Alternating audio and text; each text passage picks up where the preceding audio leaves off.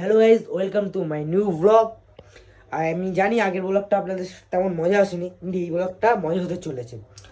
তো আজকে উঠতে একটু থোড়া লেট হয়ে গিয়েছে বলে সকালে ব্লগটা আমি স্টার্ট করতে পারিনি। সব কাজগুলো মিটিয়ে তাও এখন ব্লগটা স্টার্ট করলাম আমি। তো ফার্স্ট অফ অল গিয়েছিলাম প্যান্টটাকে ইস্ত্রি করতে, ইস্ত্রি করে মেরে ফিটিং করে তারপরে গিয়েছিলাম। ঘড়ির ব্যাটারি শেষ, এই যে ঘড়িটা আপনি দেখতে পাচ্ছেন, এই ঘড়িটার ব্যাটারি শেষ হয়ে গিয়েছিলো। তো এখন মোটামুটি ভালো চলছে। তো এই ঘড়িটার ব্যাটারিটা চেঞ্জ করে চলে আসলাম। তো খুব ব্যস্তর মধ্যে এখন আছি। তো আজকে আবার ফ্রাইডেও পড়ে গিয়েছে, তার উপরে বন্ধুর বিয়ে, মানে সব কিছুটা ম্যানেজ করা খুব কষ্ট বিষয় হয়ে যাচ্ছে। তো ফটোফট এখন রেডি হয়ে যাব, রেডি হয়ে গিয়ে জুম্মার নামাজটা পড়ে আসবো। নামাজটা পড়ে এসে তারপর বন্ধুর বিয়ের জন্য রেডি হব। তো বিয়ের জন্য কি ড্রেস আপ পরা যায় আর কেমন লুকলি তোমাকে সবাইকে দেখাবো, সবই জানাবো, শুধু তোমরা পাশে থাকো। তো পাঞ্জাবি পরে তোমার সাথে দেখা হচ্ছে। তো এই রসুল করে রেডি হয়ে গিয়েছি, পাঞ্জাবি পরে টুপি পরে। তো এখন নামাজ পড়তে যাবো, নামাজ পড়ে এসে তোমার সাথে কথা বলবো। একটু কথা বলার এখন টাইম নেই, অনেক কষ্ট করে টাইমটা বের করে তোমার সাথে কথা বলছি। একই নামাজে অনেক দেরি হয়ে গিয়েছে, তো তাড়াতাড়ি গিয়ে নামাজটা পড়ে আসি, তারপর তোমার সাথে কথা। তো গাইজ নামাজ কালাম পরে চলে এসেছি, এখন রেডি হবো বিয়েবাড়ি যাওয়ার জন্য। তো বিয়েবাড়ি যাওয়ার জন্য ভাবছি কোট প্যান্ট পরবো। তো চলো কোট প্যান্ট ড্রেসে তোমার সাথে দেখা হচ্ছে। তো গাইজ ফাইনালি রেডি হয়ে গিয়েছি, শুধু উপরে কোটটা পরবো আর চলে যাবো। তো কোটটা পরে বাইরে বেরিয়ে একেবারে বাইকটা নিয়ে বাইরে বেরিয়ে তারপর তোমার সাথে দেখা হচ্ছে। তো গাইজ রেডি হয়ে গিয়েছে, বন্ধুরা দাঁড়িয়ে আছে, তো এখন বেরাবো। ফাইনালি গাছ পৌঁছে গিয়েছি বিয়ে বাড়িতে। তো কমপ্লিট ধরা হচ্ছে বরের গাড়ি, ভাই লোক ভাই চালা। তো গাইস বর এখানে বসে আছে, কারণ বর নামবে না বলছে কোলে না নিলে, তাই কেউ কোলে নিচ্ছিল না দেখে তা বর নিজেই নেমে গেল। বর লজ্জায় যেতে পারছিল না বলে বন্ধুদের ডাকছিল, কিন্তু বন্ধুরাও আসছিল না, ও কেন ওদেরও লজ্জা করছিল। আমরা পাশ দিয়ে বলছিলাম যে কোনো মতে তুই যাবি না, যতক্ষণ না কোলে নিয়ে যাবে তুই কোনো মতে যাবি না হেঁটে হেঁটে। তা ফাইনালি ওরা লাস্ট পর্যন্ত কোলে নিল। তো ফাইনালি বরকে কোলে করে নিয়ে গেটের সামনে নিয়ে আসলো। আর বরের শাড়িরা গেটটাকে আটকে রেখেছিল, কারণ বরের কাছ থেকে 5,000 টাকা দাবি করেছিল। দাবি করে বলছিল 5,000 টাকা না দিলে তোমাকে গেটে ঢুকতে দেবো না।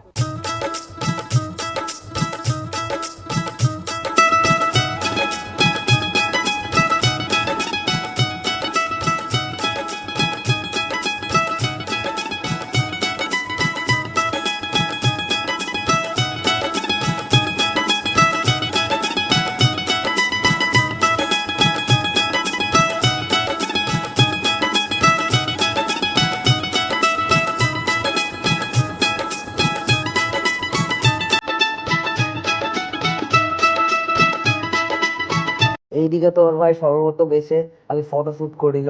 এর এতটা ভিড় ছিল রেডি, ওখানে কোনো জায়গায় পাওয়া যাচ্ছিল না। তো ফাঁকা ফাঁকা আগে ফটোটা শ্যুট করিলাম, আর ফটো শ্যুট করছিল আমার খালাতো ভাই রান্টু।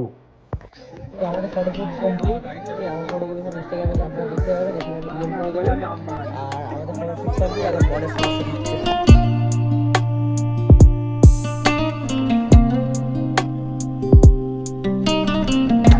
ফাইনালি বড়